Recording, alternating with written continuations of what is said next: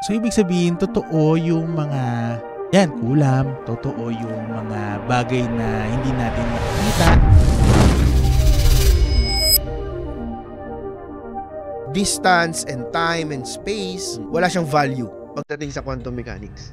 Medyo technical na yan, no? But Medyo malalim it na is siya. also science. Oo. It is also science. Kaya ako sinasabi, quantum mechanics, science is catching up on spirituality.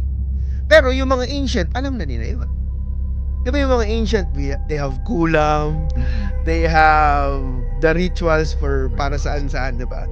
Ano ba yung manika pag tinusok ng karayom? Oo nga. Masaktan yung tao. Right? Tama. Di ba? So, yun yung concept Pangit ng lang quantum nung mechanics. ang pangit lang nung example ko. Takulan, no? Kasi Pilipino, pag mga Pilipino tama. nakikinig, Oo, tama. yung ganyan nagigets Oo. nila eh. Pero yung pinakamadaling intindihin, yung sa kulam, no? Pag tinusok, nararamdaman ng kinukulam. Yun yung basic na explanation ng quantum mechanics. Yes. Ay, grabe. Oo nga, no? Parang mapapaisip ka nga, no? Oo nga, no? So, may maraming concept sa quantum mechanics na nakakasabog ng utak.